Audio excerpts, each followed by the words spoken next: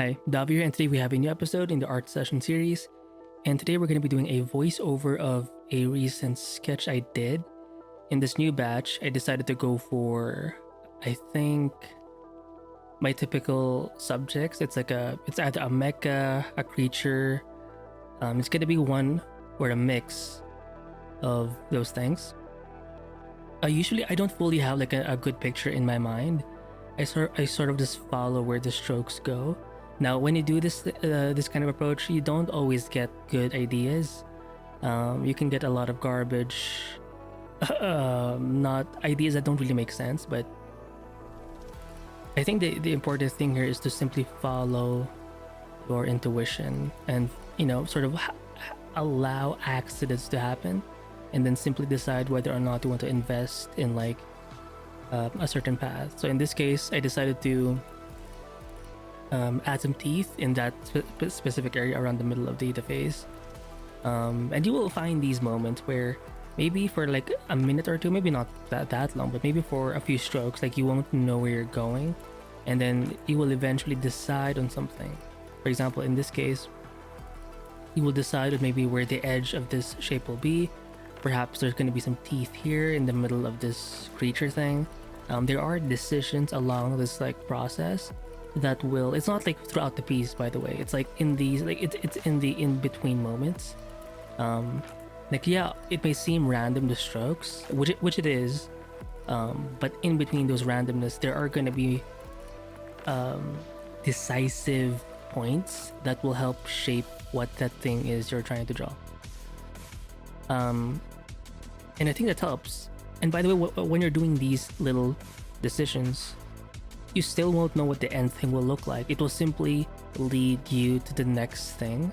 For example, knowing where the mouth is, where the edge of the forehead is, where the eyes are. Like, these are things you sort of find along the way. These are like points in your subject that once you figure it out, it will eventually lead to a point where you have something that looks somewhat,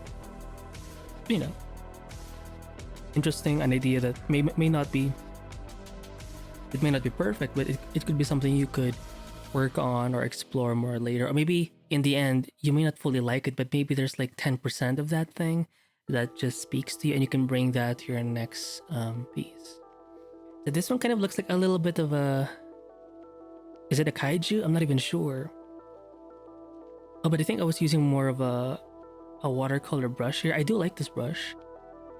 It helps me blend things easier. Notice I'm not using a mixer brush or a blending tool. As much as these tools are kind of cool, switching between brushes to me is kind of, I get it. It's fun to do, but if you're in the moment, I'd rather just do it manually, where I do it the old school way, where you select an in-between value and then try to mix two distinct like values or colors, and then it's kind of like I'm rendering or sketching with a color pencil. That's kind of how I think about it. And it's easier to sculpt this way. And also for the brush too, I think it's good to have a brush that does not have a completely hard edge. Like, you want some parts of it to be kind of feathery, so it gives it like a soft, natural like edge. And I think that can give you a more painterly look. Or what you can try is, if you have a round brush, simply have it, right, delete the other side, and then for the side that's cut, try to erase it with a soft brush, and try to paint with that same half round brush with a soft edge that was erased with a soft brush.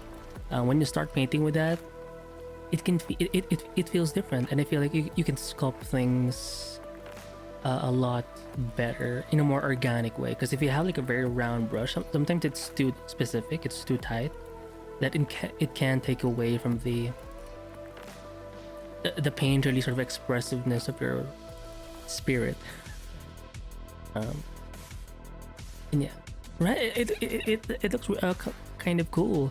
But again, when I'm seeing this right now, I did not know this would look like this thing when I was starting out. You sort of have to just follow your intuition. And I think there's a bit of like a blind faith here, or you have to sort of submit yourself. Sounds weird, but I think it's a requirement, or you have to sort of just be brave, I guess, and allow yourself to make mistakes. And I think once you're good with that, it gets easier. And also, it's because I'm not spending so long in this. Again, my limit is like under 10 minutes. I mean, in the last episode, I think I only had like 3 minutes of recorded time for that sketch. So it's not even a long, like, you're not investing so many hours in this one sketch. And this is great because you can always quit. You can always move on to the next thing without feeling too bad, right? And, especially if you're like the sketchy type, I do notice, I think I have an inclination. Maybe it's because of my impatience or I'm lazy. I don't really know.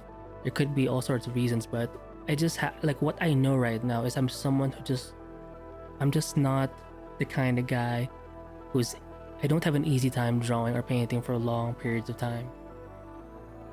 Sometimes I can do like an hour, maybe 2 hours, but even that I'm like, oh, like I get so like I need a break or something, or I need to eat something, or yeah. But if you're not that long session kind of person or artist, then simply do what you can, and that would probably be shorter sessions.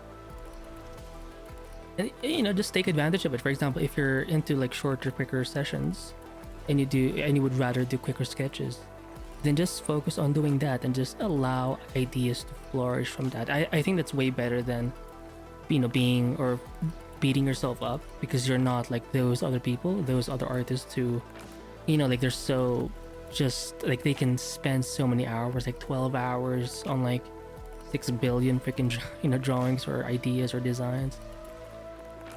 Maybe one day you can work up to that level, but right now where you are, if you are the quick doodler type, then that's where you want to be. Just I think the secret is you want to master or double down on that habit, right? So if I'm gonna be the quick sketchy type, then I'm gonna produce a lot of quick and sketchy sketches, and that's gonna be my thing, right? Because in the end of that process, I'm gonna produce so much content, produce so much art, but also I'm going to learn a lot of things along the way. That's way better of a mindset than feeling bad about not being like like super dedicated or super disciplined, right? Like you can force yourself to sit down in your chair for like 15 billion. I'm exaggerating, but you get the point. Like you don't have to be that freaking extreme. Oh, notice I did start with like the purple or something. It's like a pink, purple, whatever color. I talk about having like one main, oftentimes a saturated color to sort of get me going, aside from using black as a starting sort of thing. But once I have that, then to sort of tone things down, I'll pick like a more desaturated version of that color. Or even sometimes just the gray to sort of tone down some parts. So it's basically desaturating certain areas. And I think that's a great way of adding a bit of variety without necessarily going for like a new hue or a new color on the opposite end, or an analogous color, or basically a color that's beside the main color you already have. And just pick like a more desaturated version of your local main subject's color, and then that's it. And have fun. Just try to sculpt forms, allow forms to sort of reveal themselves. Oh, here you can actually see me add a bit of some highlights. This time it's a bit more pinky, more red pink, but I'm not doing it for like, it's mostly like a highlight thing. But yeah, so I'm not even sure how to like connect the anatomy. I'm just sort of playing with like the overall form here, but I did enjoy it, this specific sketch. And I think when it did this, even though it looks kind of weird, I'm like, but it looks like a freaking kaiju. For those of you who've seen like the Pacific Rim films, with the Jaeger for the mechas and the kaijus for, well, the kaiju monsters, it kind of looks like it would belong in that world. So yeah, and I think for this, maybe I'm not sure what I did for the other sketches after this, but Once I start with black, then I add like one strong saturated color. It's just how I work, and it seems to get or help me, or it helps nudge me towards something. I could just start with black, but I think having a color, like one saturated color, it kind of gets me excited a bit, right? And on the next sketch, I can move on to, even though I start with black, and black will still be there as a color or a value, having like one saturated color, it keeps things fresh, I think. And it could be something that you could try out for your own.